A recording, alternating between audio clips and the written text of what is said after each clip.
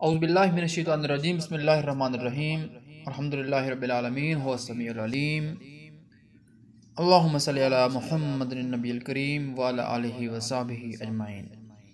روحانیت T V کے سامعین و ناظرین، آج کا میرا موضوع ہے جادوگروں کے مشہور کثیر الاستعمال طریقے، جو طریقے وہ اختیار کرتے ہیں جادو کرنے کے لیے۔ اس سے پہلے کہ میں اپنی گفتگو کا آغاز کروں، اب آپ سے گزارش ہے کہ ویڈیو کو ضرور پورا دیکھیں، لائک کریں، چینل سبسکرائب کر دیں اور دوستوں کے ساتھ شیئر کر دیں۔ سامعین محترم، ویسے تو جادو کی بہت سی قسمیں ہیں، کیونکہ دنیا میں بہت زیادہ جادوگر پائے جاتے ہیں اور ہر ایک جادوگر کا طریقہ دوسرے جادوگر سے مختلف ہوتا ہے۔ اس کے علاوہ جادو کے ذریعے چونکہ شیطان سے مدد لی جاتی ہے، اس لیے شیطان کو حاضر کرنے کے لیے بہت سے طریقے رائج ہیں۔ چند ایک کا ذکر کروں گا مختصراً آپ کے سامنے۔ پہلی قسم کا جو جادو ہے وہ منتر کے ذریعے ہے۔ اس قسم میں جادوگر کسی بھی قسم کی پڑھائی کے ذریعے کسی شخص پر سلفی جادو کرتا ہے۔ دوسری قسم ہے تعویذ کو جلانا۔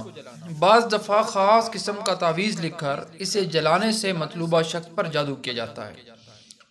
یہ طریقہ محبت اور ہلاکت کے لیے زیادہ استعمال کیا جاتا ہے۔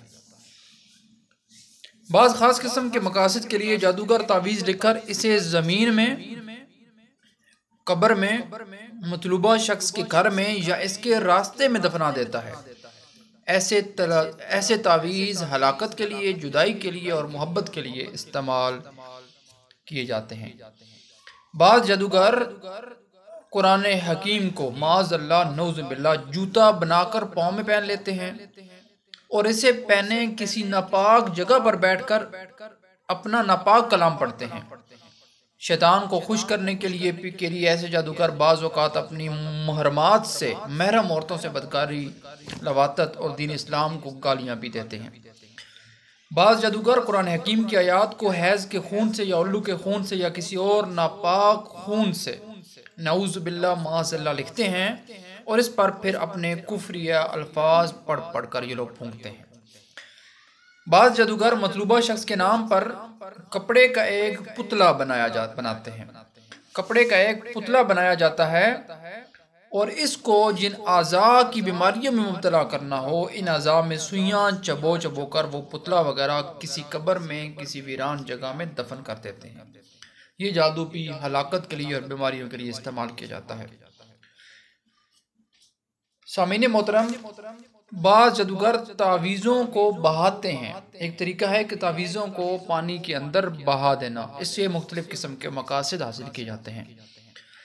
بعض مقاصد کے لیے مطلوبہ تعویذ مطلوبہ شخص کو، مطلوبہ فرد کو پانی میں کھول کر پلایا جاتا ہے اور اس سے مطلوبہ نتائج زیادہ جلدی اور زیادہ پختہ نکلتے ہیں۔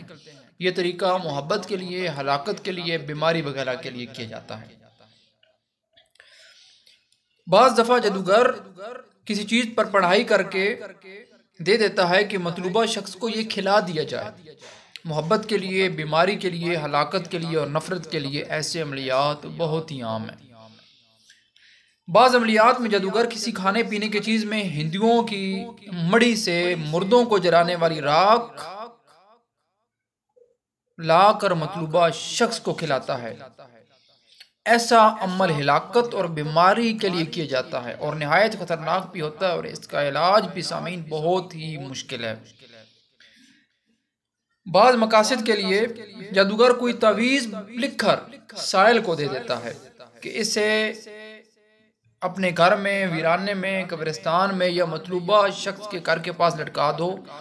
ایسے تعویذ محبت کے لیے بھی کارآمد ہوتے ہیں اور جدائی کے بعض اعمال میں بھی ایسے تعویذ استعمال ہوتے ہیں۔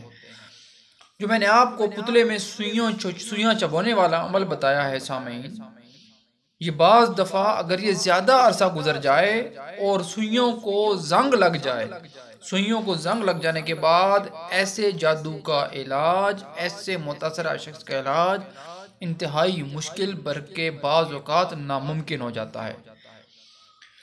بعض دفعہ جادوگر موم کے پتلے پر عمل کر کے اسے ہلکی آنچ پر رکھنے کو کہتا ہے۔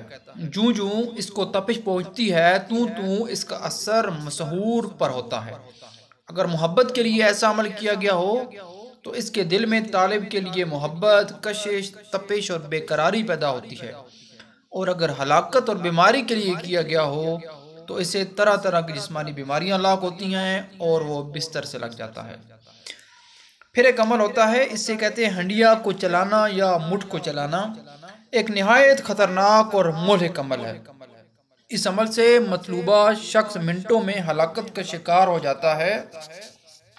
جی سامعین محترم، جادوگر ایک پتلے پر عمل کر کے اسے ہنڈیا میں ڈال کر ایسی جگہ پر اس کی پڑھائی کرتا ہے جہاں سے اس ہنڈیا کو مطلوبہ شخص کے گھر کے درمیان کوئی آبی گزرگاہ مثلا دریا، نہر، پانی کا نالا حائل نہ ہو۔